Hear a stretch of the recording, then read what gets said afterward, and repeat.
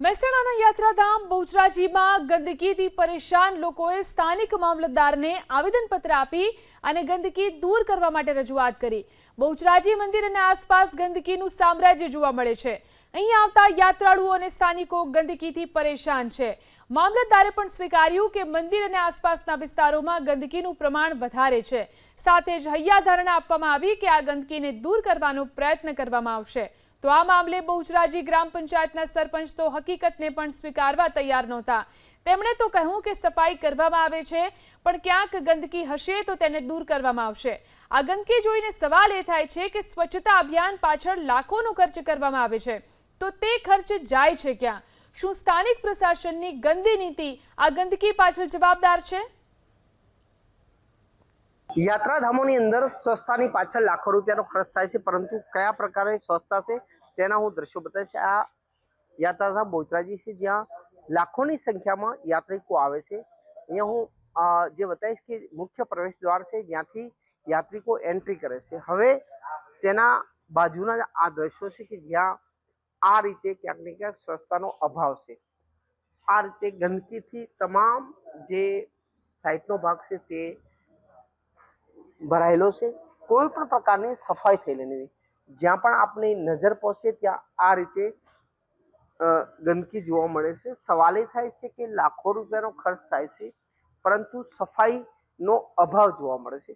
યાત્રાધામ છે, યાત્રાધામની અંદર મોટા પ્રમાણની અંદર યાત્રિકો આવે છે પરંતુ ક્યાંક ને ક્યાંક જે સ્વચ્છતા હોવી જોઈએ તે જોવા મળતી નથી।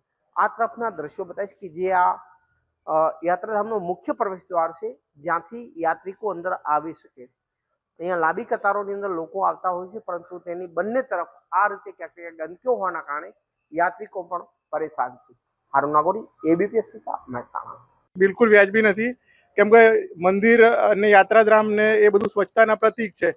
તો આપણી બહુચરાજી માતાજીના યાત્રાધામમાં યાત્રિકો આવતા હોય, બહારથી બીજા લોકો વિઝિટર્સ પ્રવાસીઓ બધા આવતા હોય તો એ પણ અમારા બહુચરાજીની શું છાપ લઈને જશે એ એક પ્રશ્ન છે। હું દર પાંચમે અહીંયા બેચરાજી આવું છું છેલ્લા કેટલા સમયથી, પણ અમુક પહેલાં કરતાં ઘણો સુધારો છે છતાં અમુક જગ્યાએ જે સ્વચ્છતા હોવી જોઈએ એ જે જોવા મળતી નહીં। એટલે ટ્રસ્ટીઓને અને સરકારને આ તરફે ધ્યાન આપવું છે કે યાત્રાઓ દૂર દૂરથી બધા બહારથી આવતા હોય છે તો ખોટો મેસેજ દઈને જાય છે। હવે તો બધી કંપનીઓ ફેક્ટરીઓ બી છે એટલે સારા ઘણી બધી લોકો આવતા હોય છે તો સ્વચ્છતા જરૂરી છે। ત્યાં ડમ્પિંગ સેન્ટર પંચાયતનું આવેલું છે અને ખૂબ બધો કચરાનો ઢગલો જણાઈ આવેલો છે। તો અમે પંચાયત અને અમારા સરકારી કોઈ ડમ્પિંગ સેન્ટર દૂર ખસેડવાનું આયોજન કરીશું અને એ વિસ્તારને ગ્રીન ઝોન જેવું આયોજન કરશું ને કચરો દૂર થાય એવું 100% આયોજન કરશું। ખરેખર માતાજી ધામની બહાર આજુબાજુ સ્વચ્છતા હોવી જોઈએ।